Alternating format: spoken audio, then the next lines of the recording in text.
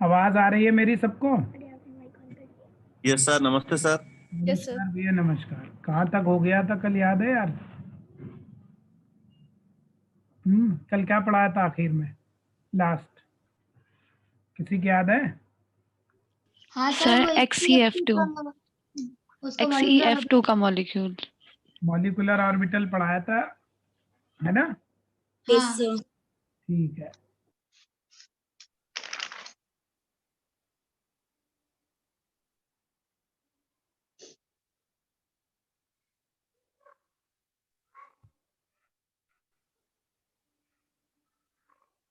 तो XeF2 का bond वो बता दिया था, मॉलिक्यूलर ऑर्बिटल डायग्राम, है ना?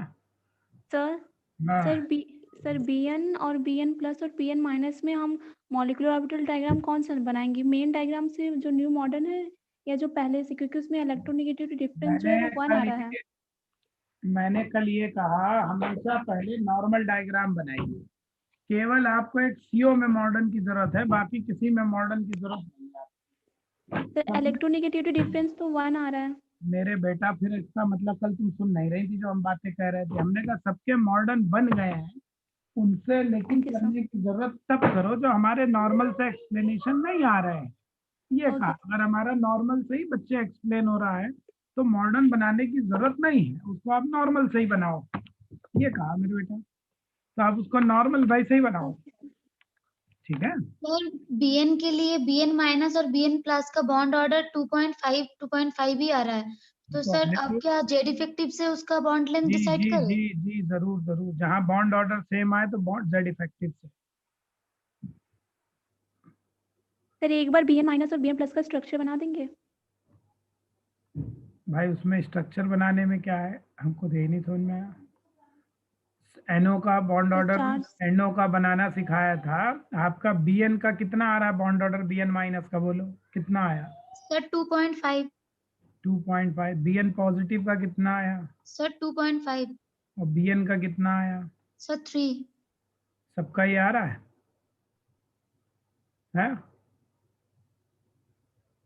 भाई बीएन है, बोरॉन के वैलेंस शेल में आपके होगा कितने? 3 इलेक्ट्रॉन। और नाइट्रोजन के वैलेंस शेल में होगा 5, टोटल 8 इलेक्ट्रॉन है?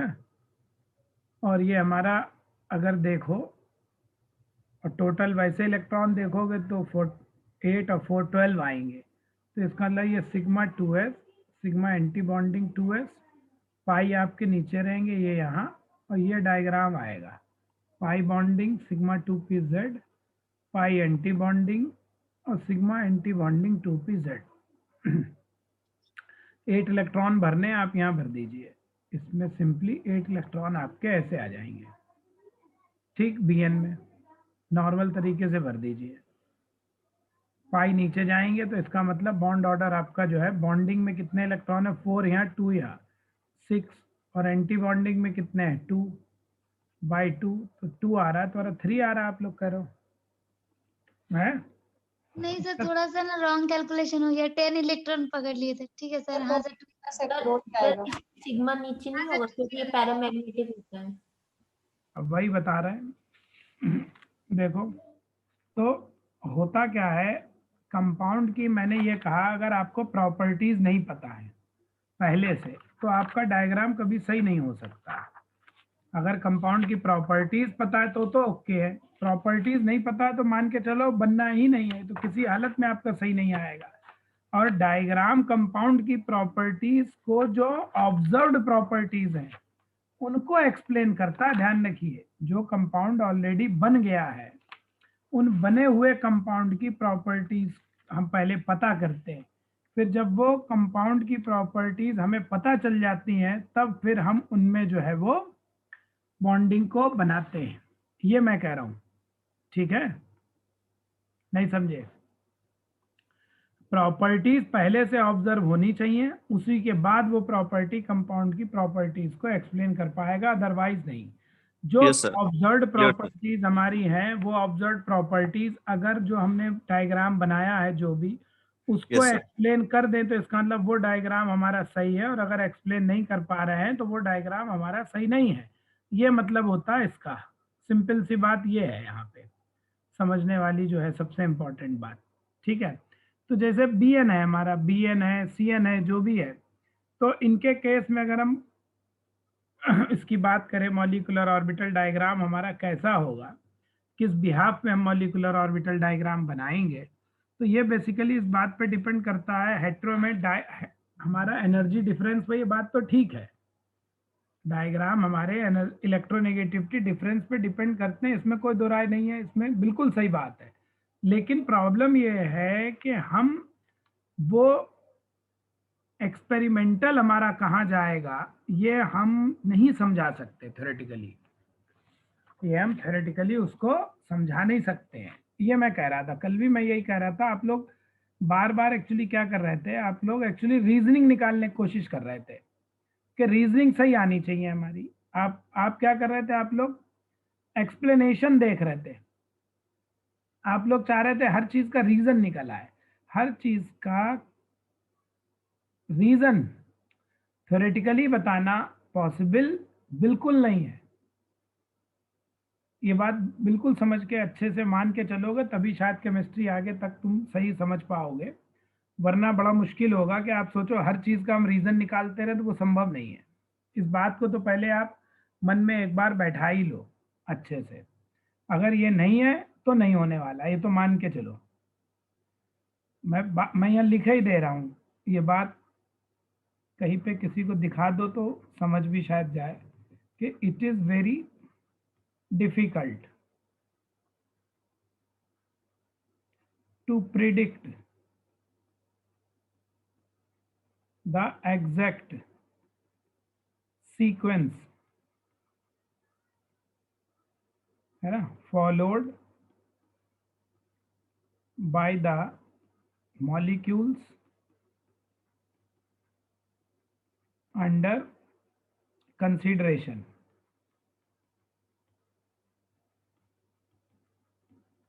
तो हम ये एग्जैक्ट नहीं कह पाएंगे कि कहाँ पे क्या जाएगा, ये हमें बेसिकली एक्सपेरिमेंट करके ही ऑर्डर लगाना पड़ेगा कि वो चीज हमारी आएगी नहीं आएगी। अब देखो, जो अब हम कहें कि Bn का बताइए, आप मेरी बात ध्यान सुना, आपसे कहें Bn का बताइए, तो सच्चाई है Bn का हम कुछ भी नहीं बता सकते, Bn का हम कुछ भी नहीं बता सकते। ध्यान से देखो, अगर हम बात करें जैसे Bn माइनस, जैसे हमारा Cn माइनस है ना, यहाँ पर दोनों आइटम बहुत इलेक्ट्रोनेगेटिव नहीं है, माने ये when both atoms are less electronegative, कहने का मतलब कोई एक आइटम ऑक्सीजन और फ्लोरीन नहीं है। तो जो कल बातें करी थी हम लोगों ने, वो बातें तब ज्यादा सही होती हैं जब हमारा एक्चुअली कम से कम एक आइटम ऑक्सीजन या फ्लोरीन हो। अगर ऑक्सीजन और फ्लोरीन है तो वहां पे मिक्सिंग का चांसेस बहुत ज्यादा होते हैं, इसमें कोई दो राय नहीं है। यहाँ पर भी हमारा ऊपर जा सकता है, हम ये नहीं कह रहे हैं कि ऊपर जाएगा नहीं जाएगा, लेकिन जब हमारा बोथ एटम हमारे, अगर ऐसे लिख दे रहा हूं, यहाँ पे याद भी रहेगा आपको, वो आपको बाद में, नाइदर एटम इज ऑक्सीजन और एंड सल्फर फ्लोरीन, अगर इनमें से कोई एक एटम नहीं है, जैसे CO में O था, HF में F था, HCF2 में F था, ठीक, यहाँ पे क्या है, ना तो ऑक्सीजन ना तो फ्लोरीन। देखो, तो ऐसे केस में जो हमारा एनर्जी का ऑर्डर है, यहाँ पे एक्सपेक्टेड ऑर्डर हम प्रैक्टिकल करके निकालेंगे। ये और ये दोनों कंपाउंड नॉन कंपाउंड है, ये दोनों क्या है, नॉन कंपाउंड है। ठीक, देखो जरा, जैसे हम बात करें, ध्यान से देख लो, पहले समझ लो, यही मैं बना रहा हूँ, सिग्मा सिग्मा, ये वही sigma 2s, sigma anti bonding 2s, ठीक, यहाँ हमारे वही आ गए दोनों पाई, ये यहाँ आ गया पाई बॉन्डिंग, सिग्मा 2pz हो गया और ये हमारे ये आ गया पाई एंटी बॉन्डिंग, ये आ गया सिग्मा एंटी बॉन्डिंग 2pz। ठीक, जैसे हम बात करें Bn नेगेटिव की, पहले ध्यान सुनो, तो यहाँ पे टोटल वैलेंस इलेक्ट्रॉन की अगर बात करोगे तो बोरॉन के वैलेंस शेल में आपके 3, नाइट्रोजन के 5 और +1 ये आ गया -4 का, तो 9 इलेक्ट्रॉन है ये। तो 1 2 3 4 5 6 7 8 और 9, और ये स्पीशीज हमारी क्या है, पैरामैग्नेटिक है, पैरा मैग्नेटिक एक्सपेरिमेंटली, ये पैरामैग्नेटिक अनपेड इलेक्ट्रॉन 1 आ रहा है तो ओके है। तो जब हम बॉन्ड ऑर्डर की बात करेंगे यहाँ पे, तो बॉन्ड ऑर्डर जो है ऑफ Bn माइनस, तो Bn माइनस का बॉन्ड ऑर्डर बॉन्डिंग में 6 और 2 8 हो गए, -2/2 सॉरी 2 4, ये बॉन्डिंग में 5 ऊपर होगा 2 7 है। एक मिनट, तो 5 ऊपर होगा 2 नीचे, 7 2/2, तो 5/2 2.5 आएगा इसका। ठीक, यहाँ पे जैसे हम यही बात करें Cn माइनस की, अब Cn माइनस के टोटल वैलेंस इलेक्ट्रॉन कार्बन के 4, नाइट्रोजन के होगा हमारे कितने 5, 1 को ऐड कर दीजिए तो ये होगा हमारे 10 इलेक्ट्रॉन। सेम डायग्राम रहेगा 1 2 3 4, मैं वैसे भरे दे रहा हूँ 4 और ये, और यहाँ पे कुल मिला के 1 इलेक्ट्रॉन बढ़ी तो गया, ये हो जाएगा। तो ऑब्वियसली यहाँ पे जो बॉन्ड ऑर्डर आएगा, बॉन्ड ऑर्डर ऑफ साइनाइड, वो हो जाएगा 8 - 2/2 यानी 3, और ये डायमैग्नेटिक आएगा। कैसा आएगा? डायमैग्नेटिक। ध्यान से सुनते रहो पहले भी, पैरा और डाया। अब जैसे हम स्ट्रक्चर जो पूछ रहे हैं आप, तो देखो Bn निगेटिव का अगर हम स्ट्रक्चर बताएं, भाई बॉन्ड ऑर्डर हमारा 2.5 आ रहा है, तो मैंने कहा था 2 से ज्यादा है तो 3 बॉन्ड बना दीजिए, और यहाँ पर क्या होता है माइनस दिखाओ। इसको एक और बनाने का इस टाइप की चीजों का तरीका होता है कि 2 बॉन्ड कंप्लीट दिखाओ, 1 बॉन्ड डॉटेड दिखाओ, ऐसे इसे दिखाया जाएगा। ठीक, साइनाइड में तो 3 बॉन्ड है, कोई दिक्कत ही नहीं। साइनाइड का तो बॉन्ड ऑर्डर आपका 3 आ रहा है, तो यहाँ तो कोई प्रॉब्लम नहीं है यहाँ ट्रिपल बॉन्ड N, ये नेगेटिव आ गया। ये साइनाइड की बात हो गई। अब देखो जैसे हम यही बात करें Bn की खाली अब ये जो स्पीशीज है ये सिर्फ हाइपोथेटिकल है, हाइपोथेटिकल है, हाइपोथेटिकल स्पीशीज, ये एग्जिस्ट नहीं करती है, डोंट एग्जिस्ट, ऐसा कोई मॉलिक्यूल डिस्कवर नहीं है, ट्रांजिएंट स्टेट में है, तो फिर इसके बारे में हम एक्सपेरिमेंटली कुछ बता ही नहीं सकते। तो जब नहीं हमें है तो हम नॉर्मल जो ऊपर डायग्राम बनाया है तो वही चलेगा, पैरामैग्नेटिक नहीं आएगा। जो कोई कह रहा था अभी कि सर इसमें पैरामैग्नेटिक होता है Bn, ठीक है, तो अरे डेटा तो उसी का बता पाएंगे जो दुनिया में हो भी तो यार, अब जो दुनिया में है ही नहीं उसका डेटा हम कहाँ से बता देंगे? तो कोई साइंटिस्ट डेटा तभी तो बताएगा जब वो डेटा हमारा कंपाउंड प्रैक्टिकली कहीं पर दुनिया में एग्जिस्ट कर रहा हो। तो जैसे Bn है, ये बेसिकली एक टाइप का हाइपोथेटिकल मॉलिक्यूल है, और इसका जो है बॉन्ड ऑर्डर हम 2 मान के चलें, एक्चुअली ट्रांजिएंट स्टेट होता है। लेकिन एक बात है कि इसके ट्रांजिएंट स्टेट का डेटा नोन है, बॉन्ड लेंथ इसकी नोन है। ट्रांजिएंट स्टेट में इवन बॉन्ड डिसोसिएशन एनर्जी भी स्पेक्ट्रोस्कोपी से निकाली गई है। तो जो Bn है, मैं लिख भी दे रहा हूँ डेटा, आप देखो, कोई पैरामैग्नेटिक कह रहा था आप में से, तो ये बेटा जी इस डायग्राम के अकॉर्डिंग डायमैग्नेटिक होना चाहिए, और ये ट्रांजिएंट स्टेट में वास्तव में डायमैग्नेटिक ही नोन है, लेकिन बहुत स्टेबल नहीं है, तो हम ये मान के चलते हैं रूम टेम्परेचर पर डोंट एग्जिस्ट। इवन इसकी जगह बॉन्ड लेंथ निकालोगे 128 पिकोमीटर में, तो डेटा ही बता दे रहा हूँ आपको इसीलिए ताकि इधर उधर कंफ्यूजन ना है। बॉन्ड डिसोसिएशन एनर्जी भी 385 किलो जूल पर मोल होती है, ये बात। और बॉन्ड ऑर्डर इसका 2 ही है बेटा जी, वो 2 पाई ऊपर मत कर देना। जब तक हमारा ऐसे नहीं सेट हो रहा है, हम बता ना पा रहे हैं, तब तक बेटा जी आप वही वाली बात करोगे, नाइट्रोजन तक वाली स्पीशीज में पाई नीचे ही रखो। तो इसलिए पाई या दोनों नीचे रखो, और डेटा काफी हद तक आपका मैच करेगा। इसीलिए तो इतने सारे एग्जाम्पल बता रहा हूँ, वरना बताते ही क्यों भाई। तो ये don't exist at room temperature, ये एक्चुअली क्या है, ट्रांजिएंट स्पीशीज है। अब मेरे ख्याल में बात क्लियर हो गई होगी।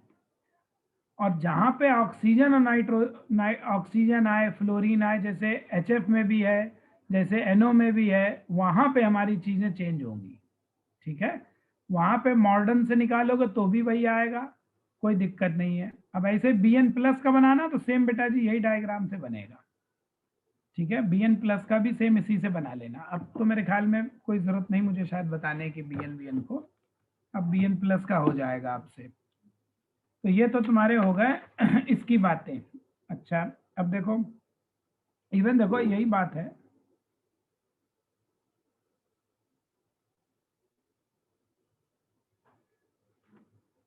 देखो बहुत इंपॉर्टेंट आपको एक दिखाते हैं जैसे यही है, अगर एक फ्लोरीन आ जाता ना तो काफी फर्क पड़ जाता है, तो एनर्जी के डेटा में चेंजेस आ सकते हैं। जैसे हम BF का बनाए, देखो वेरी इंपॉर्टेंट, BF का बनाते हैं। अब ये कंपाउंड भी ट्रांजिएंट स्पीशीज में नोन है, लेकिन बहुत स्टेबल कंडीशन में रूम टेम्प, ट्रांजिएंट का मतलब होता है लेस स्टेबल। तो BF भी जो है ये भी हमारा क्या है, ट्रांजिएंट स्पीशीज है। ट्रांजिशन स्टेट टाइप की चीजों को ट्रांजिशन स्टेट मतलब जो एग्जिस्ट करती हो लेकिन बहुत लो टेम्परेचर पर या किसी फ्रैक्शन ऑफ सेकेंड पे, उनको हम ट्रांजिएंट स्पीशीज कहते हैं। ट्रांजिशन स्टेट अलग चीज होती है, ट्रांजिएंट स्पीशीज अलग। ट्रांजिएंट स्पीशीज रियल होती है, वो एग्जिस्ट कर सकती है, लेकिन जो ट्रांजिशन स्टेट होती है वो हमेशा हाइपोथेटिकल होती है, वो कभी भी रियल नहीं होती, ध्यान रखो। ये दोनों में फर्क है। इसको हम suppose to be hypothetical species, but actually क्या है, but it is transient species है। लेकिन जैसे हम बात करें BF की, ये भी ट्रांजिएंट स्पीशीज है। अब बोरॉन का कॉन्फ़िगरेशन देखो 1s2 2s2 2p1 है, और फ्लोरीन का कॉन्फ़िगरेशन 1s2 2s2 2p5 है। ये 7 इलेक्ट्रॉन और ये 3 इलेक्ट्रॉन। इन दोनों की अगर हम बॉन्डिंग की बात करें तो मेरा मतलब ये है कि देखो, जहां पर मैंने ये कहा if one of the atom is oxygen और फ्लोरीन है, देन जो है हमारा कूल्सन है ना, तो हमारा कूल्सन मॉडिफिकेशन वहां पर अप्लाई होगा। मॉडिफिकेशन इज एप्लीकेबल किसकी तरह, लाइक CO की तरह, कार्बन मोनोऑक्साइड की तरह यहां भी बात होगी। इसका मतलब जैसे बोरॉन है, अब देखो मैं आपको ऐसे दिखाता हूँ शॉर्टकट में, अब डिटेल बहुत बनाएंगे तो बहुत लंबा हो जाएगा, शॉर्टकट में दिखा देते, सब दिख जाएगा इसी में। जैसे इधर हम बोरॉन की बात कर रहे हैं, इधर हम फ्लोरीन की बात कर रहे हैं, बीच में BF की बात कर रहे हैं। तो जैसे बोरॉन है, ठीक, देखो बोरॉन के पास हमारे क्या है, फ्लोरीन के ऑर्बिटल की एनर्जी कम होगी, इसमें तो बताने की जरूरत हमें है नहीं।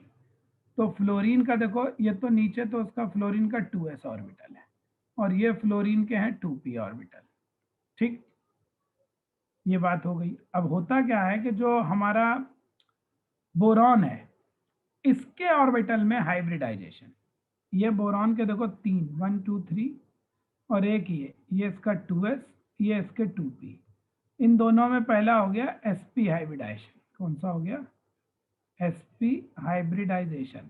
और sp हाइब्रिडाइजेशन से 2 हाइब्रिड ऑर्बिटल बन गए, और पहले उनकी हाइब्रिड ऑर्बिटल की एनर्जी एक बराबर रही होगी, बाद में डिफरेंस हो गया होगा जब बॉन्ड हुआ होगा, ये हम कल समझा चुके हैं।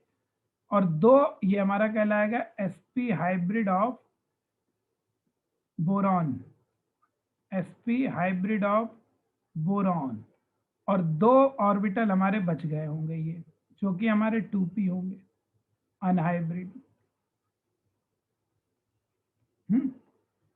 अब देखो इनकी बॉन्डिंग की बात करें, ये 2s तो एनर्जी में बहुत कम है, तो एस सच ऐसे ही रहेगा। तो ये तो 2s हमारा क्या रहेगा, नॉन बॉन्डिंग। ये 2s हमारा क्या रहेगा, नॉन बॉन्डिंग। देखो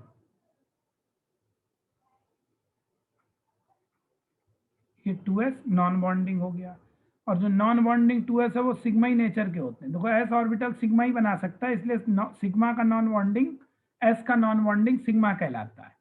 अब बचे 2p, और ये देखो 2s हैं।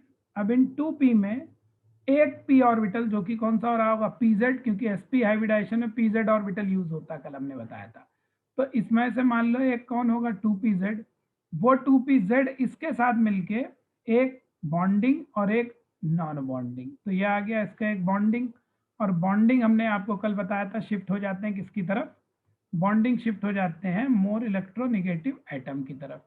तो ये बॉन्डिंग, और एंटी बॉन्डिंग शिफ्ट हो जाएगा किसकी तरफ, लेस इलेक्ट्रोनेगेटिव की तरफ, ये। तो ये हमारा कहलाएगा sigma anti bonding sp, sigma कह दो खाली, sp छोड़ो, तो अंडरस्टूड है, सिग्मा ही बनेगा। और ये हमारा सिग्मा बॉन्डिंग। अब बचे आपका ये 2 ऑर्बिटल p में और यहाँ भी 2 p में बचे, ये दोनों मिलके दोनों pp 2 बॉन्डिंग और 2 एंटी बॉन्डिंग बना सकते हैं। ये दोनों मिलके 2 एंटी बॉन्डिंग, जैसे CO में बनाया था सेम वैसे बना रहा हूँ, और ये 2 एंटी बॉन्डिंग। देखो सेम कूल्सन मॉडिफिकेशन चल रहा है। और एक ये जो है यही हमारा वो होगा कौन सा, नॉन बॉन्डिंग, जो कि एनर्जी में मैंने कल भी कहा था थोड़ा सा बढ़ेगा, sp बोरॉन, है ना, ये sp बोरॉन। और जब ये थोड़ा ऊपर बढ़ेगा तो ऑब्वियसली ये थोड़ा किधर जाएगा, नीचे की तरफ जाएगा, जैसे कल बात कर रहे थे। तो ये 2sp भी थोड़ा यहाँ से खिसक के कहाँ नीचे आ जाएगा, ये मतलब है। तो इसको भी थोड़ा नीचे खिसका दो लगे, ठीक है। अब इलेक्ट्रॉन भर लो, सेम वैसे ही है जैसे कूल्सन मॉडिफिकेशन था। ये वाला पाई बॉन्डिंग, ये वाला पाई एंटी बॉन्डिंग कहलाएगा, और ये हमारा कौन सा है, नॉन बॉन्डिंग, ये भी है। तो अब इलेक्ट्रॉन गिनो आप, बोरॉन के वैलेंस शेल में 3, फ्लोरीन के वैलेंस शेल में 5, तो total valence electron boron BF में होगा 3 + 5 = 8। तो 1 2 3 4 5 6 7 8 ये आएगा। तो बॉन्ड ऑर्डर अगर हम BF का निकालें इस हिसाब से, देखो तो BF का बॉन्ड ऑर्डर में क्या आएगा डिफरेंस, तो देखो बड़ा इंपॉर्टेंट बात है। बॉन्डिंग में कितने हैं भाई, बॉन्डिंग में 2 यहाँ 2 यहाँ 2 यहाँ 6 हैं, और एंटी बॉन्डिंग में कोई इलेक्ट्रॉन नहीं है। तो यहाँ पे बॉन्ड ऑर्डर जो है BF का वो कितना आना चाहिए, 3 आना चाहिए, है ना। ये बड़ी इंपॉर्टेंट बात है।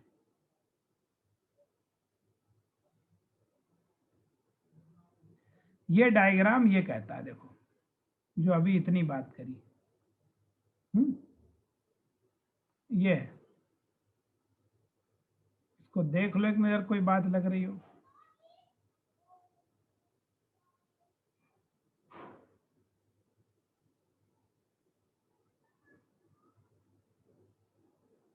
कुछ गड़बड़ कर दिया हमने। फ्लोरीन के इलेक्ट्रॉन तो 7 होते हैं ना वैलेंस शेल में,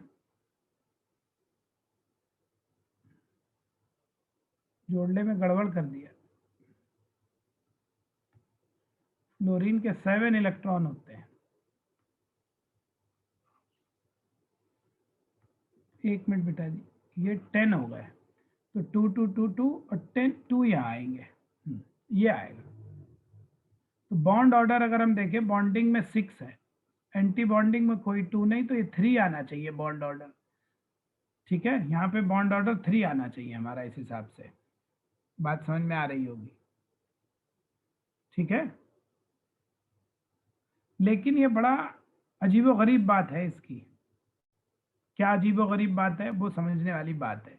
इसको हमको चेंज करना पड़ेगा। अगर हमें कंपाउंड की प्रॉपर्टीज नहीं पता तो आप कुछ भी एक्सप्लेन नहीं कर पाओगे सर, ठीक है।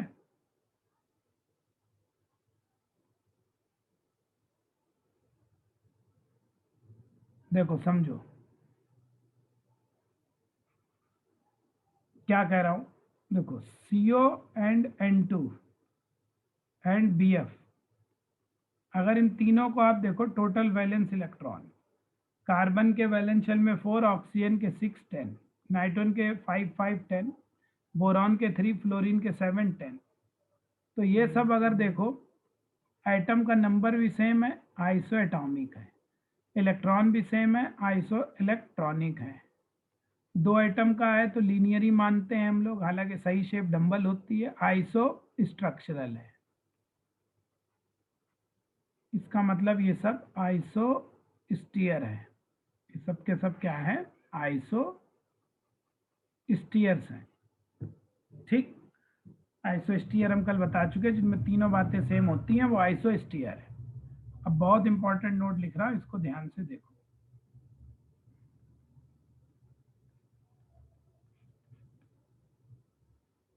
क्या कह रहा हूं, ठीक है।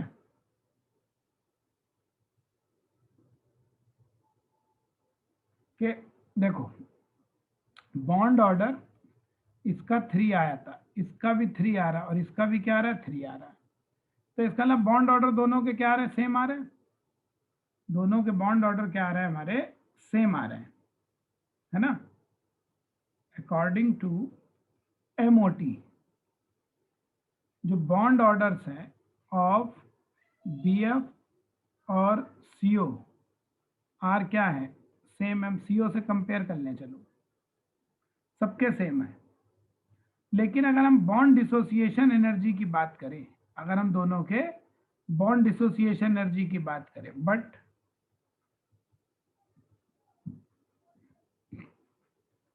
एक्सपेरिमेंटली जो bond dissociation energy of BF की है वो क्या होती है, वेरी वेरी लो, बहुत कम होती है as compare to carbon monoxide. जैसे bond dissociation energy of CO जो है वो करीब होती है 107, चलो 70 के आसपास है ये किलो जूल पर मोल, ठीक। और बॉन्ड डिसोसिएशन एनर्जी ऑफ जो BF होती है ये करीब है, देखो जस्ट उसकी हाफ लगभग मान लो, किलो जूल पर मोल, बहुत कम है। इसकी बॉन्ड डिसोसिएशन एनर्जी जो है हमारी बहुत कम होती है, जबकि नाइट्रोजन की बॉन्ड डिसोसिएशन एनर्जी बहुत होती है। नाइट्रोजन की बता दें, N2 की ये करीब 940 के आसपास होती है, नाइट्रोजन की करीब 940 किलो जूल पर मोल है। ये भी एक बात इधर मैं लिखे दे रहा हूँ नोट करके, जितने भी डाई एटॉमिक स्पीशीज हैं, among diatomic species,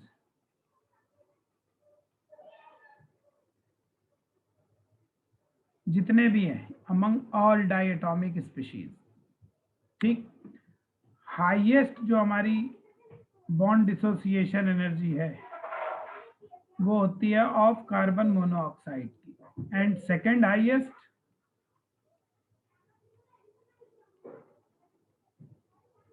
bond dissociation energy होती है ऑफ N2 की। वैल्यू लिख दी है इधर, ये दुनिया में सबसे ज्यादा डायटॉमिक स्पीशीज में वैल्यू है। और जितनी बॉन्ड डिसोसिएशन एनर्जी ज्यादा होती है, इसका मतलब ऐसी चीज का फॉर्मेशन उतना इजी होता है।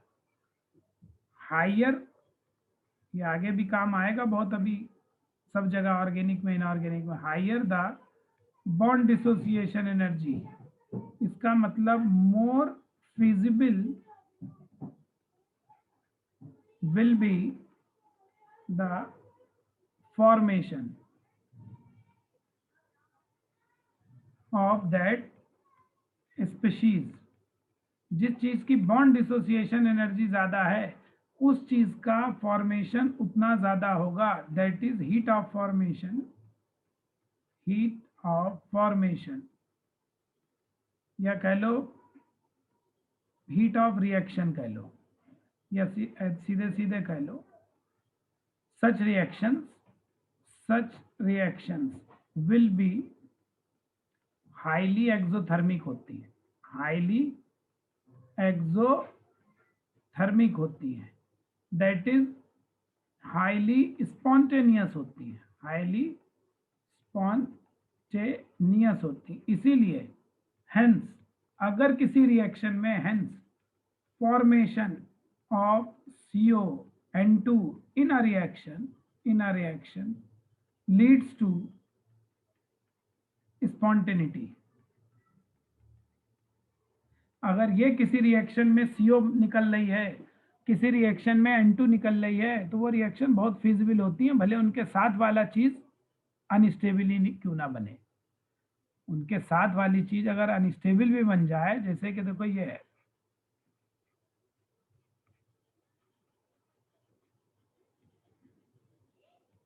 ये इसको हम जैसे बहुत ज्यादा हीट करें या सनलाइट दें, तो सनलाइट देने पे क्या होता है, इधर ये बेंजाइन बन जाता है और बाकी क्या CO2 और CO निकल रही है, देखो गैस। तो ये रिएक्शन हाईली अनस्टेबल है बेंजाइन हमारा, लेकिन फिर भी ये रिएक्शन क्या है, फीजिबल है। बट रिएक्शन इज फीजिबल, ये हो जाती है ड्यू टू यही CO फॉर्मेशन, और यहाँ साथ ही साथ क्या है, CO2 का भी बनना फिजिबल होता है, CO2 ऑल्सो। तो जॉइन रिएक्शन में नाइट्रोजन गैस बने, ये बने, तो ये बात तो सही है। चलो अब फिर से उसी मुद्दे पे आ जाओ कि BF की बात करें कि बॉन्ड ऑर्डर तो 3 आ रहा है, लेकिन फिर भी अब देखो बॉन्ड ऑर्डर, इसका मतलब अगर हम थर्मल स्टेबिलिटी अरेंज करें, अब थर्मल स्टेबिलिटी का ऑर्डर हमारा क्या आएगा, CO का सबसे ज्यादा आएगा, N2 का उससे कम, और हमारा जो तीसरा है BF उसका उससे कम, जबकि तीनों के बॉन्ड ऑर्डर क्या है, बॉन्ड ऑर्डर तीनों के 3-3 है। तो इसका मतलब बॉन्ड ऑर्डर सेम होना स्टेबिलिटी को डिफाइन नहीं करता है। तो BF जो है इन सब में अलग तरीके का बिहेवियर शो करता है, ये बिल्कुल एबनॉर्मल है। इसका डायग्राम भी काफी, और भी एक एबनॉर्मल डायग्राम होता है वो हम नहीं बता रहे हैं। ऐसा सिर्फ इस वजह से होता है कि यहाँ पर इलेक्ट्रोनेगेटिविटी में बेटा जी डिफरेंस ज्यादा होता है।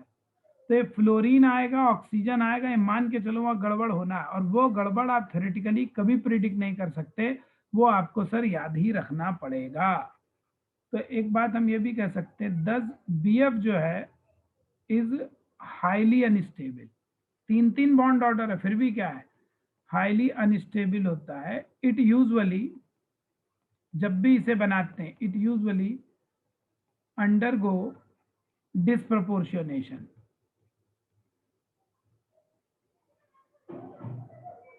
ये डिस्प्रपोर्शनेशन हो जाता है। जहां पर भी BF दिखेगा इसका अपने आप गैस स्टेट में बनता है, जैसे ही बनता है ये डिस्प्रपोर्शनेशन होके बोरॉन सॉलिड, और इधर बन जाएगा BF3 गैस, अपने आप इस फॉर्म में ये कन्वर्ट हो जाएगा। इसका मतलब इन सबको आपको ध्यान रखना पड़ेगा।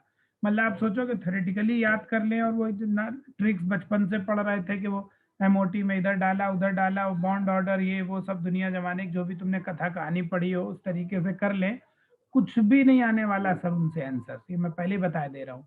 ये सब आपको ध्यान रखने पड़ेंगे। एक्चुअली BN CN BF आपने कभी पढ़ा ही नहीं होगा जिंदगी में आज तक, एक आध कोई हो जिसने पढ़ा हो अलग बात है, वरना बहुत मुश्किल है ये वाला एग्जाम्पल इस टाइप के पढ़े हो आपने। तो जब कोई चीज नहीं पढ़ते ना पहली बार, तो लगता ही है कि ये क्या हो गया भाई, तो बिल्कुल नई चीजें हो गई, ये बात है यहाँ पे। तो खैर परेशान होने की जरूरत नहीं है, जितना बता रहे अगर उतना ध्यान रखोगे तो पक्की बात तुम्हारे में कोई दिक्कत आने वाली नहीं है। देखो तो ये सब आपको ध्यान ही रखने पड़ेंगे सर, इसमें मैं कुछ आपकी और हेल्प नहीं कर सकता, मैंने बहुत हेल्प कर दी, इतना बता दिया, इतना तो ये वाले बॉन्ड ऑर्डर तो कोई पढ़ाता ही नहीं BF के कभी भी। चलो खैर, सेम ऐसे ही देखो बहुत सारे और भी हैं, उनकी बात भी कर सकते हो। अब बाकी बातें तो हम टेस्ट में आपसे कर लेंगे, टेस्ट में पूछेंगे, उसमें आप बताइएगा हमें कैसे आ रहा है कैसे नहीं आ रहा है, ठीक है। ये तो हमने आपको कुछ इसमें बता दिए, ठीक। चलो BeH2 का हमने आपको बता दिया था कल, वो हो गया हमारा डायग्राम। उसके बाद हमने आपको और किसका बताया, BeH2 लीनियर का बता दिया था, है ना। BeH2 हमने लीनियर ट्राई एटॉमिक, और XeF2 ट्राई एटॉमिक जो लीनियर मॉलिक्यूल है उनका बता दिया था, ठीक है। अब ट्राई एटॉमिक मॉलिक्यूल जो हमारे एंगुलर होते हैं, ट्राई एटॉमिक एंगुलर मॉलिक्यूल्स,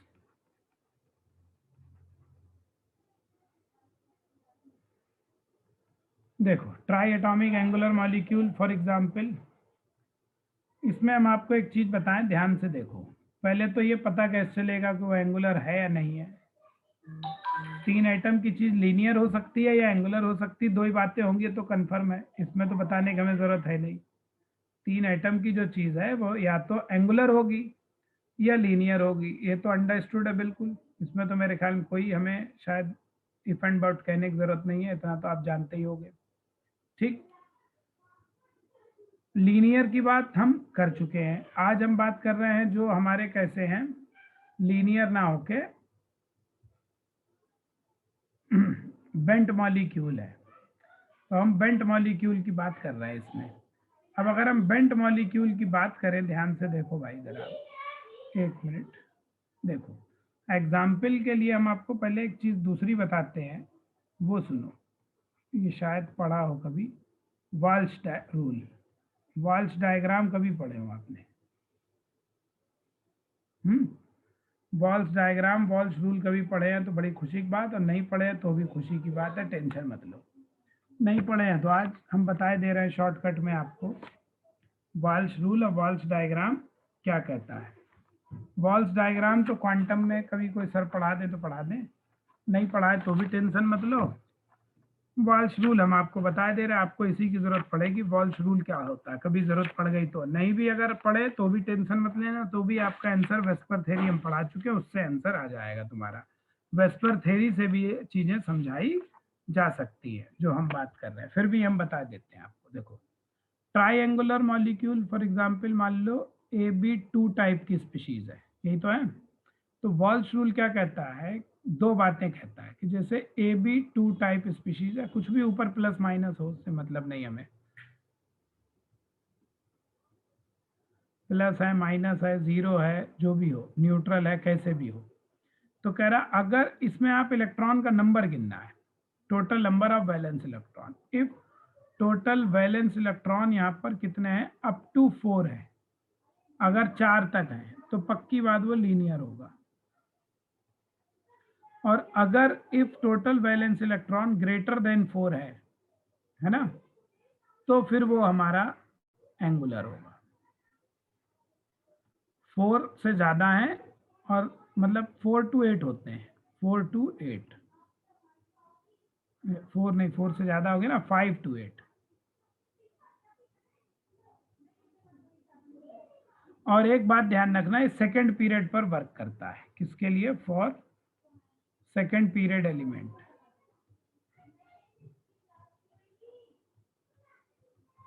तो अगर 4 तक हैं, जैसे मैं एग्जाम्पल लिख देता हूँ, टेंशन मतलब सारे लिख देते हैं, जैसे BeH2 पॉजिटिव है, BeH2 है, BH2 प्लस है, BH2 है, CH2 है, NH2 प्लस है, NH2 है, वाटर है, H2F है। मेनली ये सेकेंड पीरियड पे चलता है, कभी कभी लोग थर्ड पीरियड पर भी अप्लाई कर देते हैं, लेकिन मेनली फॉर सेकेंड पीरियड के लिए ही ये अच्छा वर्क करता है। अब टोटल वैलेंस इलेक्ट्रॉन निकालो, बेरिलियम के वैलेंस शेल में 2 2 इधर से 4 और एक चला गया तो 3, यहाँ पे 4 रहेंगे। बोरॉन के हो गए वैलेंस शेल में 3 3 और 2 5 और इधर गए 4।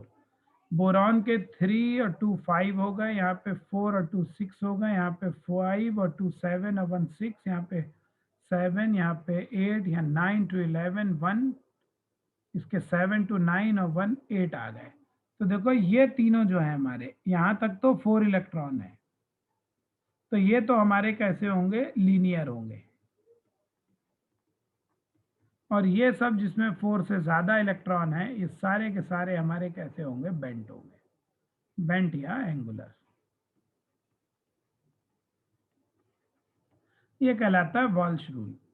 तो हम लोगों ने लीनियर टाइप का BH2 का डायग्राम कल पढ़ लिया है, जो इसका पढ़ा है वही इसका होगा, वही इसका होगा, दोनों का, तीनों का डायग्राम सेम होगा जो कल पढ़ा है।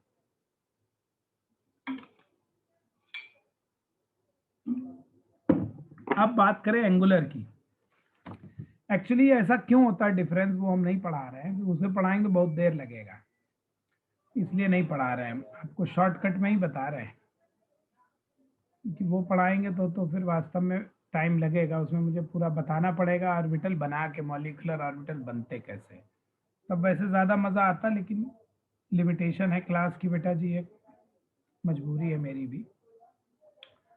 तो फिलहाल इनके केस में क्या है, जैसे हम इन सब की बात करें, मॉलिक्यूलर ऑर्बिटल डायग्राम किसका बना रहे हैं, फॉर बेंट मॉलिक्यूल।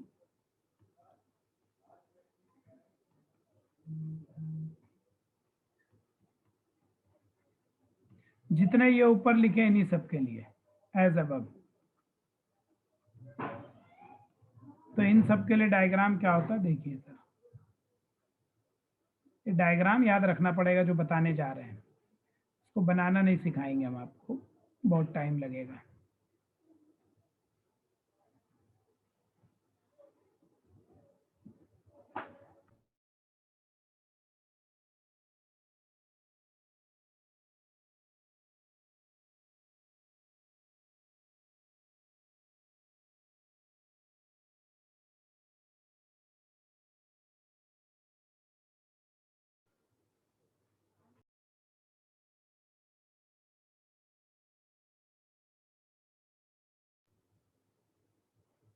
देखो तो जैसे हम इसकी बात करें तो इसमें क्या करते हैं, ज़्यादातर देखो इनमें हाइड्रोजन सिस्टम की बात हम कर रहे हैं, यहाँ पे बात कर रहे हैं। अगर जितने मैंने लिखे थे देखो इसमें सराउंडिंग एटम हाइड्रोजन था, है ना। इसका मतलब ये वाले एग्जाम्पल हो गए AH2, या तो 0 हो या AH2 प्लस माइनस कुछ हो, जो भी है ये है। तो जैसे कल हाइड्रोजन की बात कर रहे थे, अगर तुम्हें याद हो, तो हमने ये कहा था कि हाइड्रोजन के दो हाइड्रोजन थे, 1s ऑर्बिटल, और दोनों हाइड्रोजन मिलके 2 ऑर्बिटल बना लेते हैं हमारे। एक बना लेते हैं क्या, यही सिग्मा बॉन्डिंग 1s, एक हमारा हो जाता है सिग्मा एंटी बॉन्डिंग 1s। कहने का मतलब सिग्मा अनजीरेड और सिग्मा जीरेड, ये 2 बन जाते हैं, है ना, जीरेड अनजीरेड। अब बाकी एटम्स जो है इनके पास देखो, जो भी एटम है, बाकी जो भी हमने बात कर रहे हैं, उन सारे एटम्स में अगर हम देखें तो कौन कौन से ऑर्बिटल है भाई, उनके पास 2s ऑर्बिटल है, उनके पास हमारे क्या है 2p ऑर्बिटल है, 2s है और 2p है, ठीक। अब कैसे बॉन्डिंग होती है ध्यान से देखो, एक जो इसमें से जीरेड है सिग्मा जीरेड के साथ ही कंबाइन हो सकता है। देखो सीधी सी बात है, जो s ऑर्बिटल होता है हम जानते हैं जीरेड ऑर्बिटल होता है, तो ये इसके साथ कंबाइन होगा। s ऑर्बिटल जो होता है वो जीरेड होता है, तो हम इसी के साथ कंबाइन करा दें उसको, कोई दिक्कत नहीं है, तो करा दो भाई। तो ये दोनों मिलके एक तो बॉन्डिंग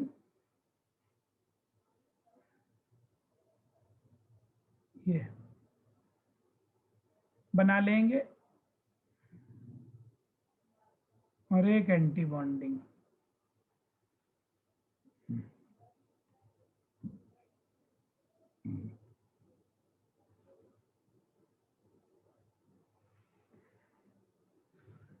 एक बॉन्डिंग और एक एंटी बॉन्डिंग, ठीक, कोई दिक्कत नहीं है। PZ वाला मान लो इसने बना लिया ए पर, ठीक। अब देखो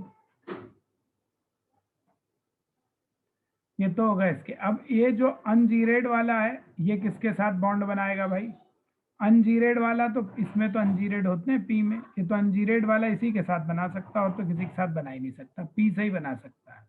तो एक ये इसके साथ अनजीरेड वाला, इस P में जो ये सिग्मा जीरेड और ये सिग्मा अनजीरेड, और इस P में हमने आपसे कहा था P जो होते हैं दो, जैसे P ऑर्बिटल हमारे सब अनजीरेड होते हैं, P ऑर्बिटल सारे हमारे कैसे होते हैं, अनजीरेड होते हैं।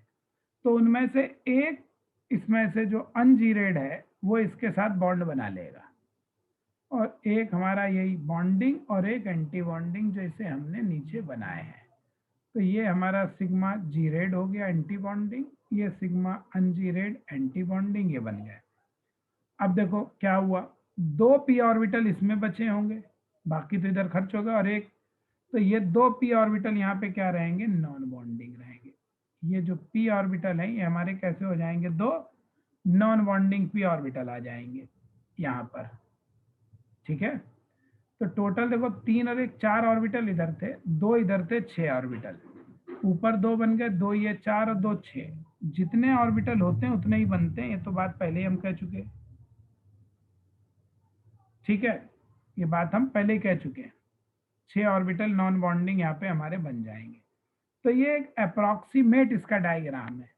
तो ये जितने भी हैं सिस्टम, इन सबको आपको इसी हिसाब से बनाना पड़ेगा। एक तो ये तरीका है इसको बनाने का।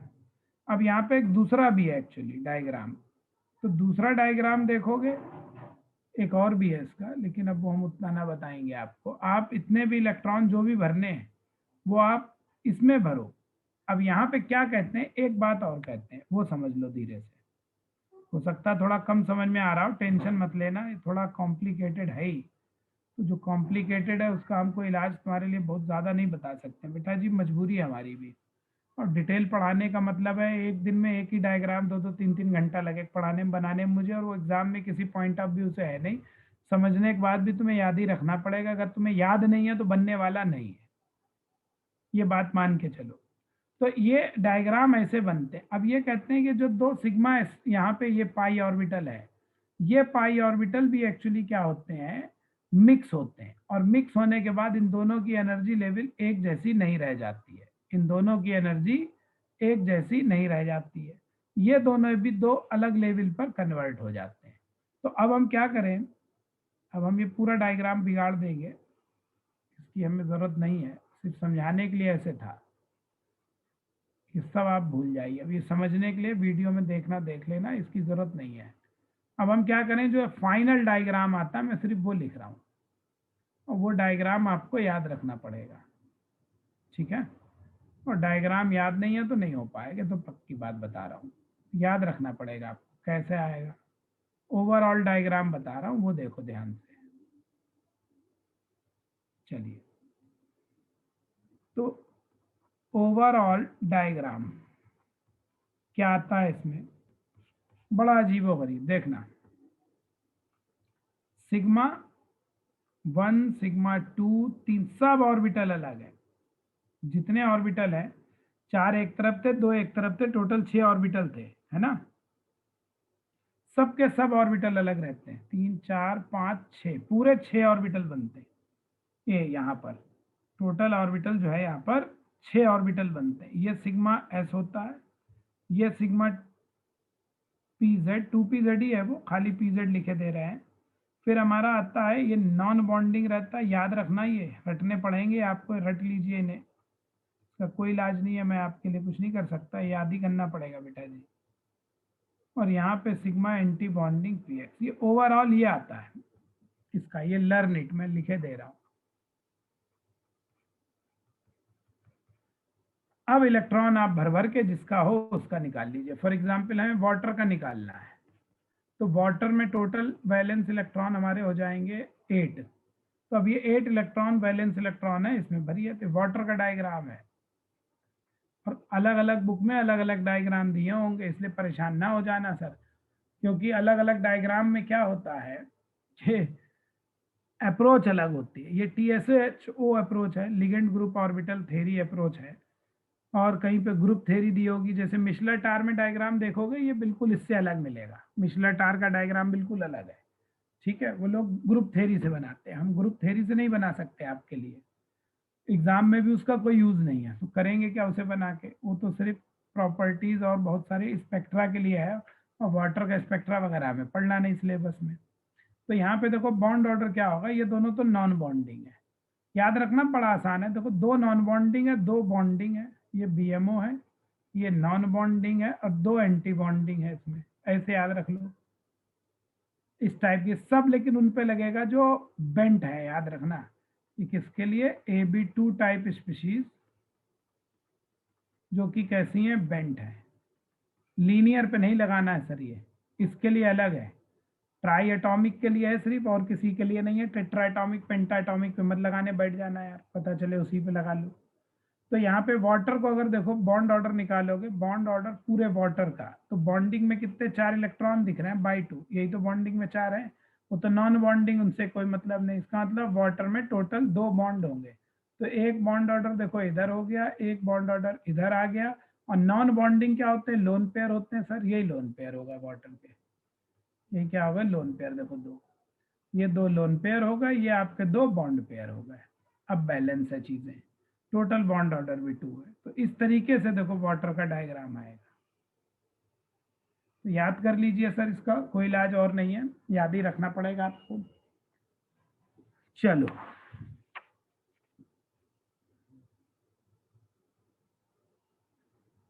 ये तो हो गई इसकी बात। अब जरा कुछ और दूसरी बात मैं आपको बताता हूँ, उसको ध्यान से कुछ समझने की थोड़ी सी कोशिश करना, समझ जाओ तो बढ़िया बात है। देखो जरा, ये वाला तो आ जाएगा समझ में, वैसे जो अब बताने जा रहा है इंपॉर्टेंट बहुत है, जो अब बताने जा रहा है एग्जाम के लिए, ये वाला बहुत इंपॉर्टेंट है। अब मैं पार्शियल डायग्राम बनाऊंगा, ओजोन की बात करेंगे,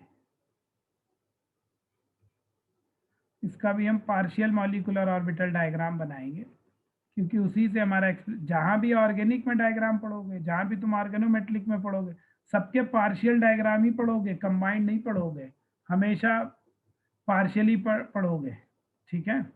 और बेटा जी अपने मन से मत सोचो क्या ऊपर क्या नीचे आएगा, ये जो लिखा है यही याद रखना पड़ेगा, ठीक है। चलो देखो जरा फिलहाल, ozone partial molecular orbital diagram ozone का बताने जा रहा हूँ। इसको मान के चलो कि O2 प्लस O मिलके ओजोन बन गया है।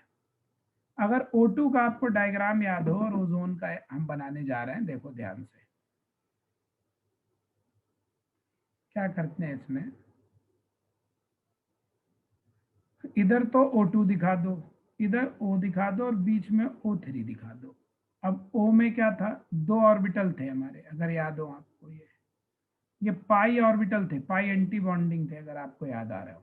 पाई एंटी बॉन्डिंग 2px था और पाई एंटी बॉन्डिंग 2py था। कहने का मतलब ये दोनों कैसे थे, पाई अनजीरेड थे। ऑक्सीजन है, ऑक्सीजन में भी 2p ऑर्बिटल होते हैं। तो ये ऑक्सीजन का क्या है, 2p कोई सा ऑर्बिटल x या y जो भी चाहो ले लो। ये ऑक्सीजन कैसा है आपका, देखो 2p ऑर्बिटल है जो कि पाई अनजीरेड। अब आप एक बात यहाँ कह सकते हैं कि सर ओजोन भी बेंट मॉलिक्यूल होता है, ट्राइटॉमिक है, तो ऊपर ही की तरह है सर, फिर अलग से क्यों पढ़ा रहे हैं आप, सेम ही तो है।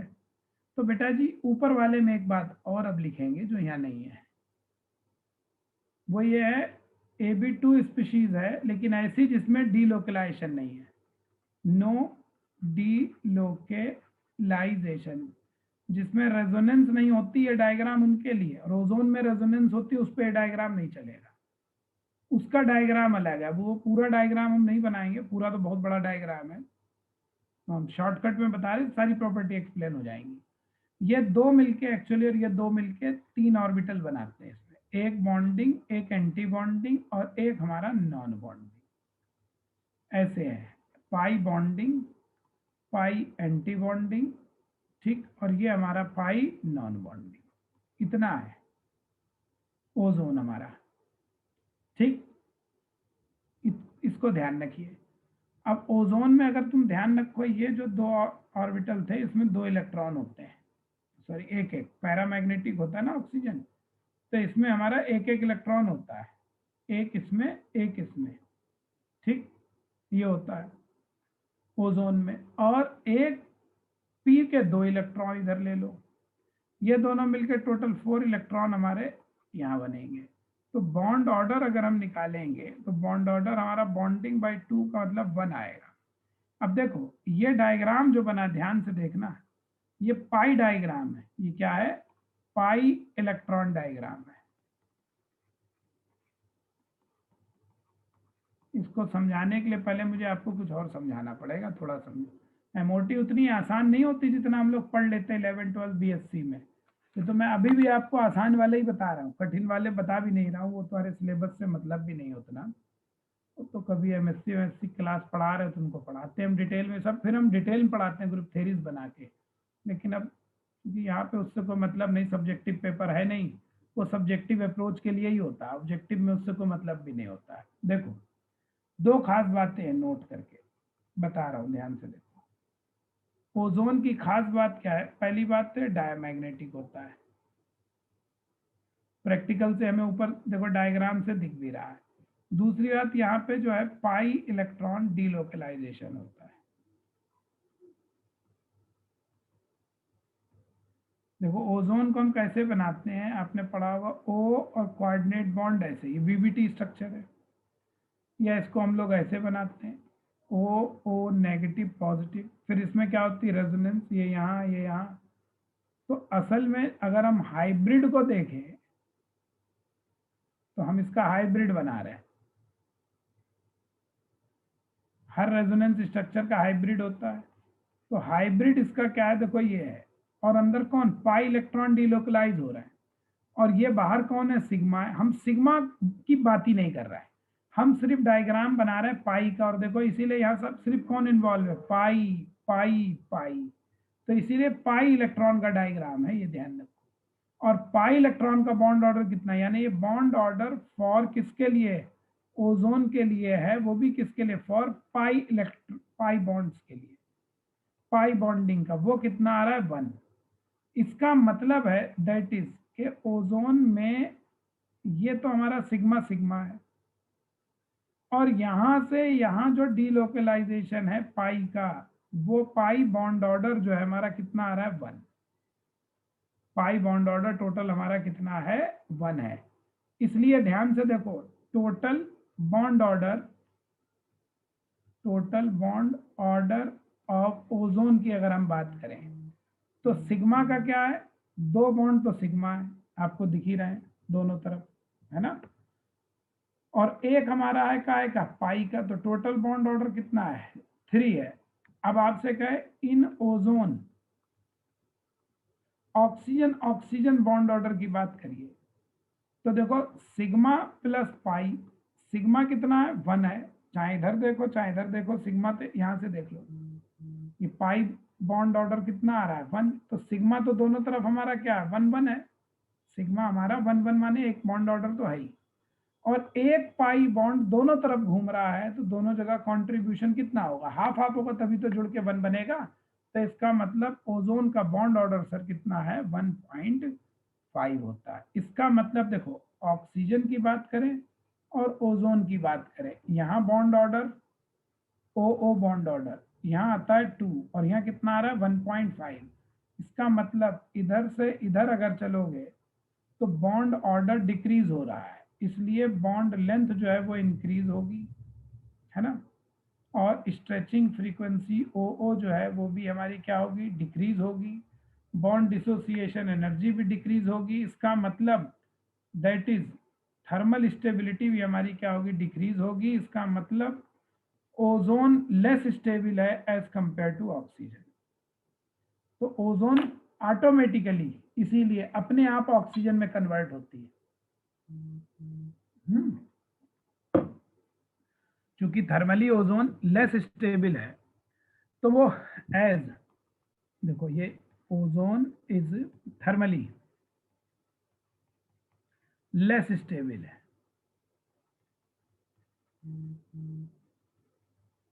देन ऑक्सीजन से, इसीलिए ओजोन स्पॉन्टेनियसली चेंजेस इनटू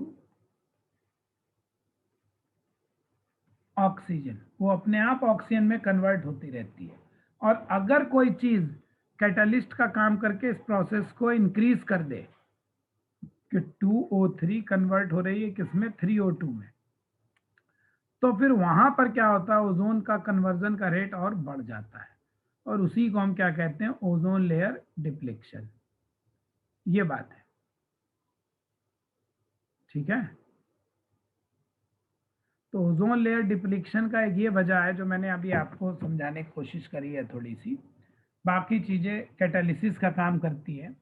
तो ये मैंने 2p ऑर्बिटल को ही एक्सप्लेन किया है, ऑक्सीजन के p ऑर्बिटल और ओजोन का p, जिसको हम लोग सिंपली देखो ऐसे शो करते हैं। अब दूसरे तरीके से दिखा रहे हैं, देखो एक चीज और कि जैसे O है, मैं दूसरे तरीके डीलोकलाइजेशन दिखा रहा हूँ। अब VBT दिखा रहे हैं, VBT क्या करी, एक ऑर्बिटल p ऑर्बिटल यहाँ है, एक p ऑर्बिटल यहाँ है, एक p ऑर्बिटल हमारा यहाँ है, और इलेक्ट्रॉन जो पाई इलेक्ट्रॉन है, 2 पाई इलेक्ट्रॉन, वो एक्चुअली यहाँ से यहाँ तक घूम रहे हैं, ऐसे है,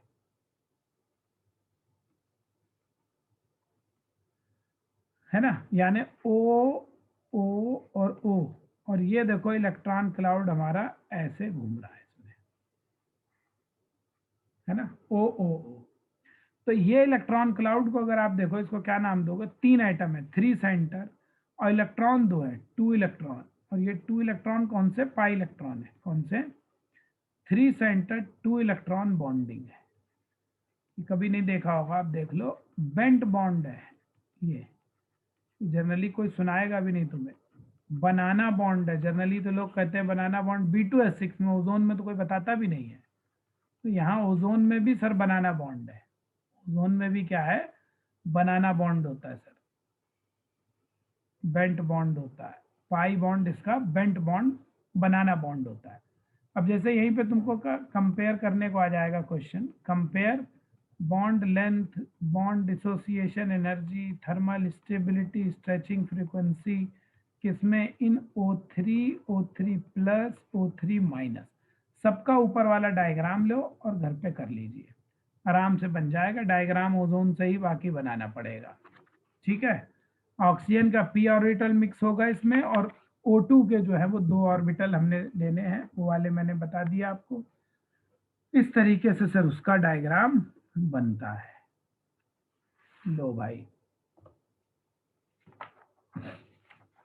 तो मेरे ख्याल में कुछ थोड़ा बहुत, ज़्यादा तो हम नहीं कह रहे हैं, थोड़ा बहुत कुछ समझ में आया और यही बहुत है, ज़्यादा भी समझ के कोई फायदा नहीं है, थोड़ा बहुत समझ जाओ बहुत है, काम भरेगा, समझ में आ जाना चाहिए, बस ये बात है। ठीक है,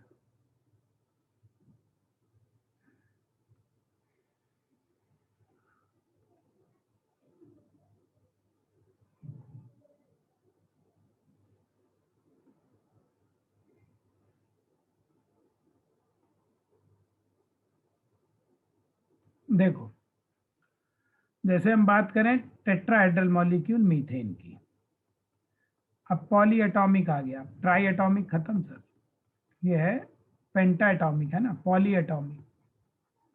जो पॉली एटॉमिक मॉलिक्यूल होते हैं इनके डायग्राम तो ग्रुप थ्योरी से ही बनते हैं और किसी तरीके से नहीं बनते, ये बात तो ध्यान रख लो। यहाँ पे वर्ड ग्रुप थ्योरी के यूज होते हैं, ए है, बी है, टी है, ये वर्ड यूज होते हैं।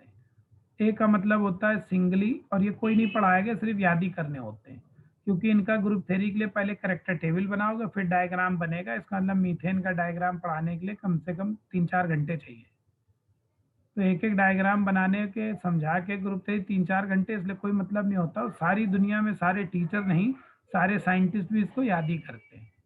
आज तक एक ही क्वेश्चन आया, कभी नहीं आया, मतलब बहुत लेस इंपॉर्टेंट है ये चीज, लेकिन चूंकि आ चुका है इसलिए बता रहा हूँ। तो ये ए का मतलब होता है सिंगली डीजेनरेट, बी का मतलब है ये जो छोड़ना चाहे वो छोड़ सकता है, बता इसलिए रहा हूँ, एक बार क्वेश्चन आ गया देखोगे तो फिर कहोगे ये कैसे होगा। टी का मतलब है ट्रिपली डीजेनरेट, ठीक है, ग्रुप थ्योरी से डायग्राम बनते हैं, देख लो टेट्राहेड्रल मीथेन का कैसा आता है।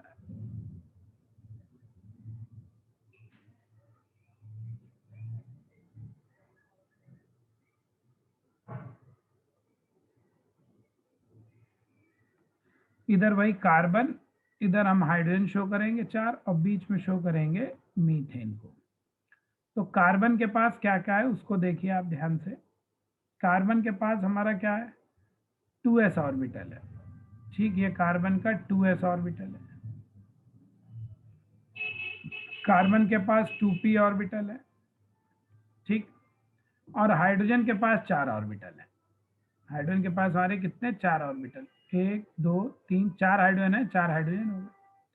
अब देखो क्या कहते हैं, यहाँ पे क्या करते हैं, actually group theory correlation approach को फॉलो करती है, एक नई चीज है। ग्रुप थ्योरी जो है वो कोरिलेशन अप्रोच को फॉलो करती है। कोरिलेशन अप्रोच में क्या करते हैं हम, ऑर्बिटल की ग्रुप थ्योरी में कभी जब पढ़ोगे, या पढ़ ली होगी, नहीं पढ़े तो अभी पढ़ोगे, तो जो कैरेक्टर टेबल बनाते हैं उससे हम उनकी सिमेट्री निकाल सकते हैं, जी रेड है, अनजीरेड है, क्या है, ट्रिपली डीजेनरेट है, सिंगली डबली, ये सब टर्म ग्रुप थ्योरी के हैं। तो उनसे ये बात होती है कि जो सिंगली है वो ए के साथ मिक्स होगा, बी के साथ मिक्स होगा, टी के साथ मिक्स होगा, ये ग्रुप थ्योरी कहते हैं, इसी कहते हैं कोरिलेशन इन ग्रुप थ्योरी। करेक्टेड सिलेबस में है तुम्हारे, डोंट वरी, पढ़ोगे।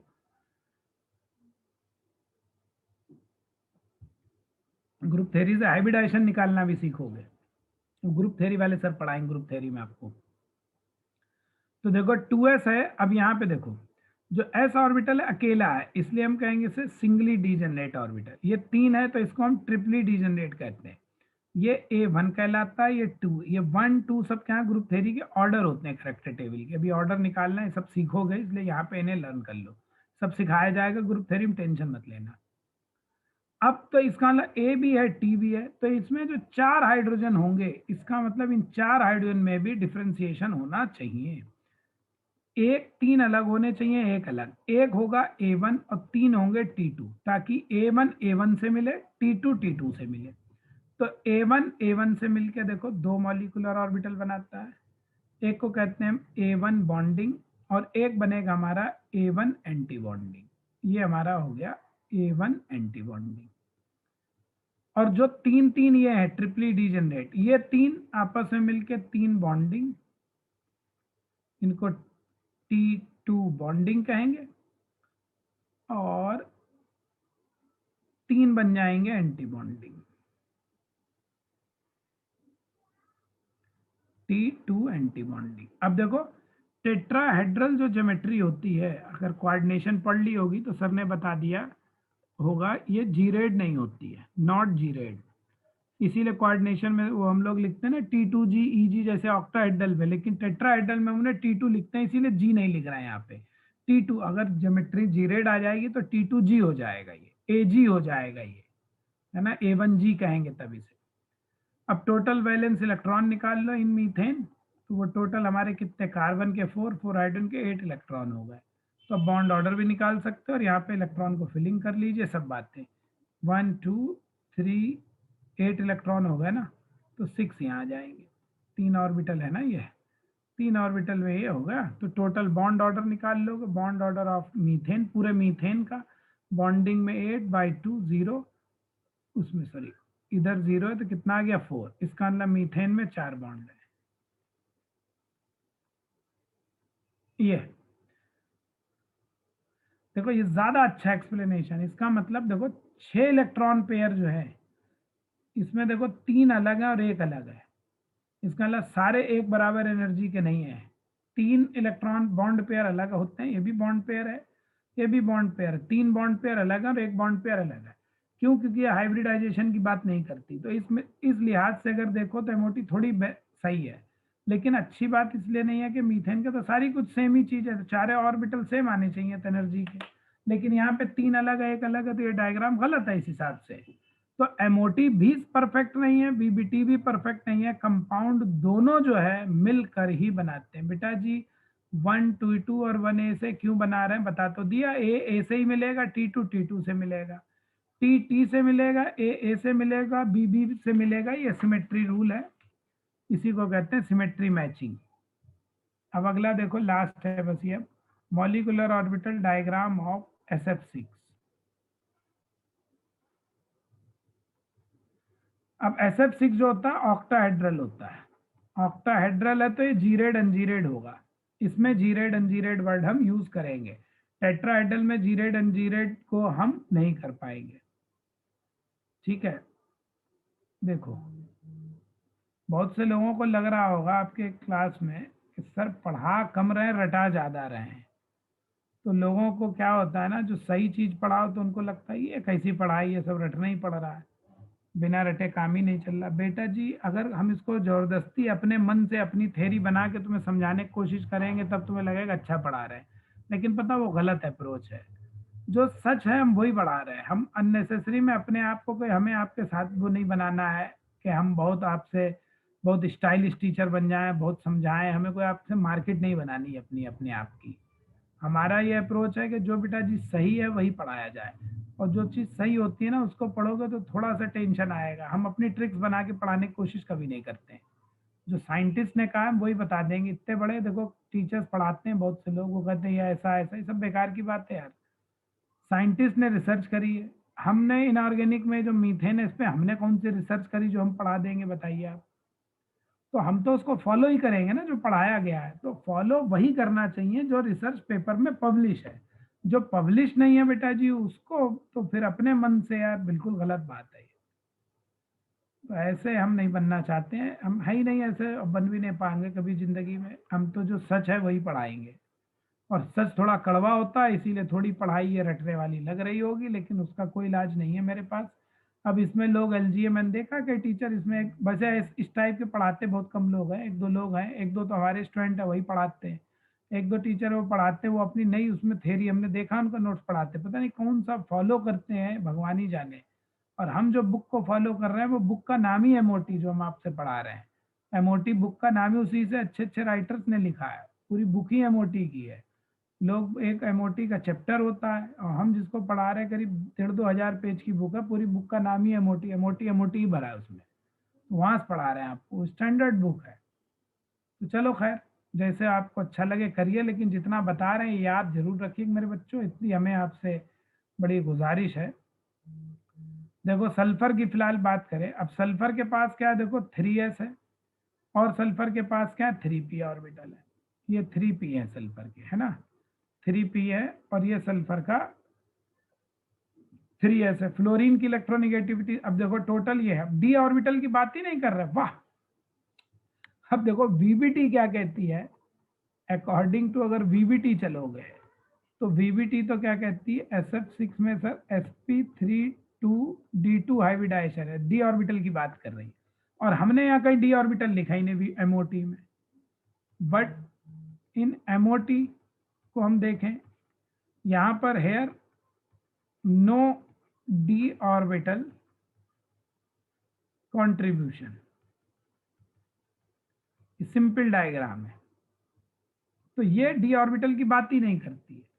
ये तो कह रही सर 3s है, 3p ऑर्बिटल है इसके बस, और जो 3p ऑर्बिटल है ये इनको यहाँ पे ग्रुप थ्योरी में कहते हैं T1u, ये अनजीरेड है और 1 इसका करेक्टर टेबल का टर्म है, ठीक है, ऑर्डर कहते हैं इसे। और ये होता है A1G, ये बेटा जी सब सीख जाओगे, G और U अभी चिंता मत करो, G U तो हमने बता ही दिया, geared एनजीरेड, T1 T2 A1 A2 B1 B2 ये सब ग्रुप थ्योरी में सीखोगे, उससे लिए परेशान ना होइए, वो हम यहाँ जरा देर में आपको सिखा भी नहीं सकते, जो सोचो कि हम सिखा दें आपको, जब तक करेक्टर टेबल ना बनाएंगे तब तक समझा ही नहीं पाएंगे, कोई भी टीचर नहीं समझा पाएगा। अब 6 फ्लोरीन है, इन फ्लोरीन के p ऑर्बिटल ले लो।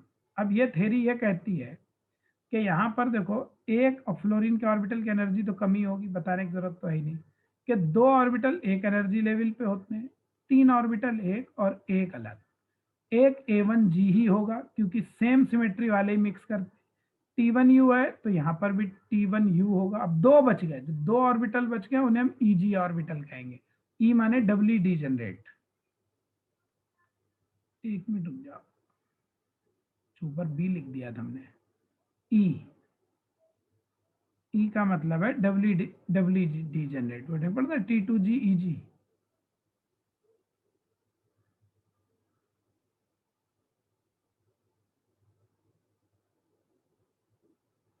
चलो देखो अब क्या कह रहे हैं, अब तो समझ ही गए होगे, A1 से ही मिलेगा, जाहिर सी बात है, T1 से मिलेगा, E बेचारा अकेला रह जाए, किसी से मिल ही ना पाएगा, तो 2 तो इससे मिला दो। यही डायग्राम पेपर में आया SF6 का जो बनाने जा रहे हैं, ये पेपर का आया हुआ डायग्राम बने हुए थे, आपको सिर्फ ये बताना था कौन सा डायग्राम सही है, कुछ नहीं करना था इस क्वेश्चन में, डायग्राम बताना था। और उससे पहले भैया कोई नहीं पढ़ाता, देखो सच बता हमने भी ना पढ़ाया था तब, झूठ क्यों कहें। और यहाँ T1 मिलते हैं, कोई पढ़ाता ही नहीं था इतना डिटेल, वो उनने भी पूछ ही लिया बस, 4 नंबर में पूछा था, तो अब इतना तो अनएक्सपेक्टेड था कि इस टाइप का कोई नहीं पूछेगा, पूछ लिया तो कोई क्या कर सकता है। ये आ गया T1, तो ये तो हमारे हो गए A1G बॉन्डिंग, ये हो गया A1G एंटी बॉन्डिंग, और इधर हो गया हमारा ये T1U, ये होगा सर T1U एंटी बॉन्डिंग, और 2 बचे ये हमारे नॉन बॉन्डिंग रहेंगे, तो EG हमारे जो है वो नॉन बॉन्डिंग है। अब total valence electron in SF6 अगर हम देखें तो सल्फर के कितने 6 इसके होगा 12, तो 1 2 3 4 5 6 टोटल 12 इलेक्ट्रॉन फिलअप कर दीजिए यहाँ पर।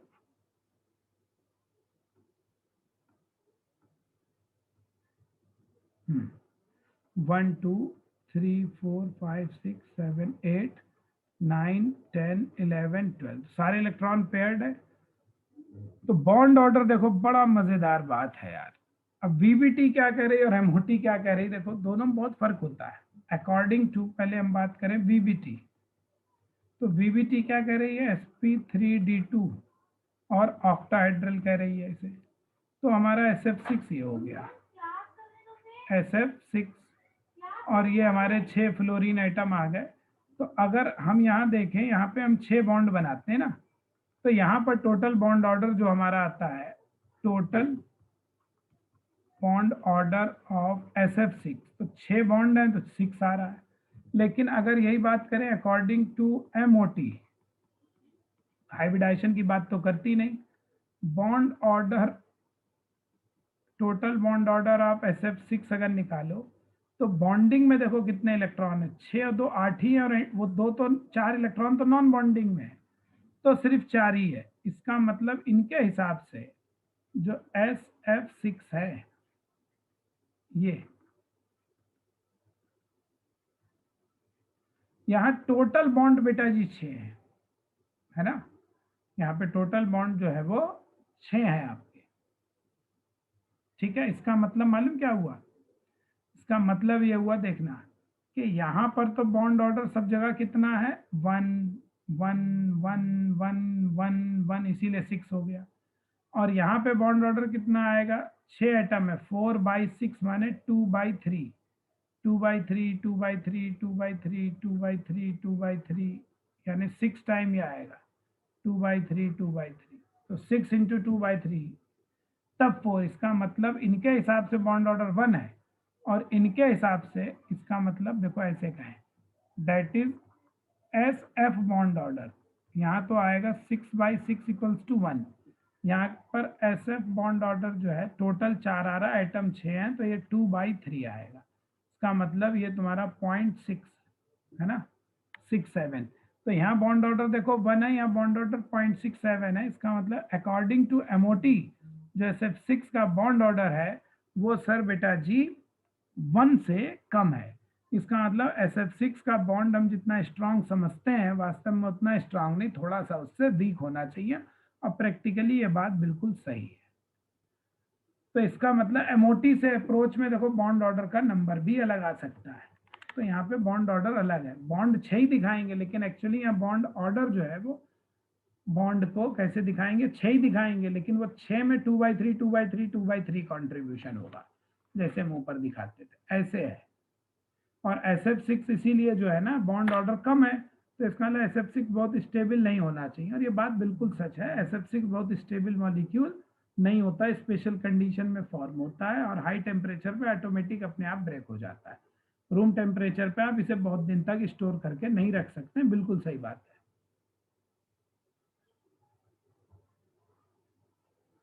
बोलो भैया, कुछ इतना समझ में आया? बाप रे बाप, VVT ही बहुत, MOT बहुत बड़ी थ्योरी है, हमने तो थोड़ा बहुत बता दिया आपको। एक चीज और बताएंगे, देखो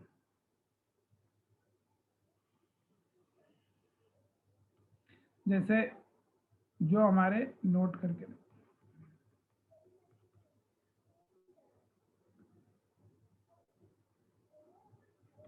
molecular orbital diagram of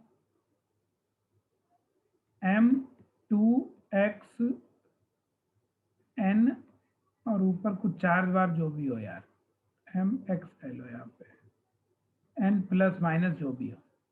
M क्या है, कोई मेटल होगा, M क्या होगा, मेटल, ठीक। और X की जगह हैलाइड हो सकता है, OH हो सकता है, सल्फेट हो सकता है, बाई सल्फेट हो सकता है, कार्बोनेट हो सकता है, बाई कार्बोनेट हो सकता है, कोई भी हो, एसीटेट भी हो सकता है ना, एसीटेट हो सकता है, और फॉस्फेट हो सकता है, बाई फॉस्फेट हो सकता है, ये हो सकता है।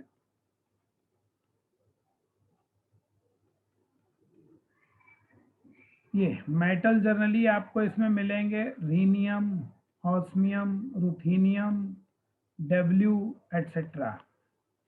तो इन सब के अंदर के लिए एक कॉमन डायग्राम होता है इनका। बस एक लाइन और फिर छुट्टी करेंगे भाई। देखो इनका जर्नल मॉलिक्यूलर ऑर्बिटल डायग्राम होता है, जर्नल मॉलिक्यूलर ऑर्बिटल डायग्राम। वो क्या होता है इन सब में, यूजुअली इफ बॉन्ड ऑर्डर अगर हमारा ग्रेटर देन 3 हो, इनमें वो कितना भी हो, 3.5 भी भले क्यों ना, 3.2 ही क्यों ना हो, देन ऐसे केस में क्वाड्रुपल बॉन्डिंग होगी, क्वाड्रुपल बॉन्डिंग टेक प्लेस। तो इसका डायग्राम हमेशा बेटा जी ये आता है, ये सिग्मा, ये पाई, ये डेल्टा, ये सिग्मा, ये डेल्टा एंटी बॉन्डिंग, पाई एंटी बॉन्डिंग और सिग्मा एंटी। अगर डेल्टा नहीं है तो डेल्टा वाले नहीं होंगे, अगर डेल्टा नहीं है तो डेल्टा बॉन्डिंग तो हम बता चुके हैं, वही बैरी सेंटर ये है, जैसे पढ़ा है ना Re2Cl2 नेगेटिव है ना। तो इसको अपना भर के आप देख लेना, आप यहाँ पर छोटा सा डायग्राम है बस ये। और एक हमने आपको बताया था, एक और बता दे, बस खत्म हो रहा है, टेंशन मतलब 2 मिनट और दे दो हमें, अभी वैसे 6 बजे नहीं है। जैसे ये होता है, हमने कहा था क्विंटुपल बॉन्ड,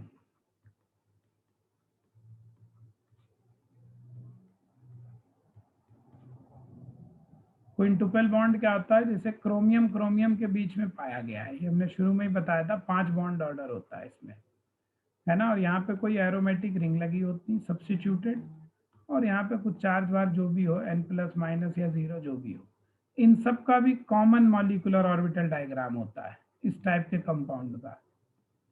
तो यहाँ पे डायग्राम क्या बनता है, देखो एक वही, 2 वही सेम था वैसे ही, बस वहाँ पे 2 एक डेल्टा था, यहाँ 2 डेल्टा होंगे, सिग्मा पाई डेल्टा, क्योंकि डेल्टा का नंबर बढ़ जाता है ना इनमें, 2 डेल्टा होते हैं, हमने शुरू में बताया था।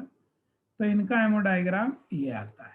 तो इनका बनाना हो, वो इलेक्ट्रॉन इलेक्ट्रॉन निकाल के आप भर लेना यहाँ पे, सिंपल तरीके से जैसा दिया हो वैसे भर लो। तो जैसे रीनियम है यहाँ पे, फॉर एग्जांपल जैसे रीनियम है, तुम रीनियम का ऑक्सीडेशन स्टेट निकालो, 2x - 8 = -2, 2x = आ जाएगा +8, इसका मतलब पूरे रीनियम पर 6 आएगा ना, तो पूरे रीनियम पर आएगा 6+, ठीक।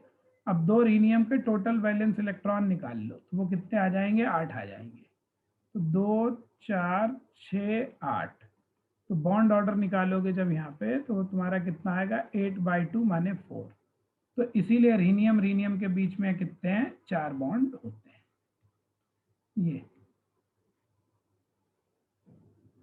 रीनियम का एटॉमिक नंबर पता ही होगा, ये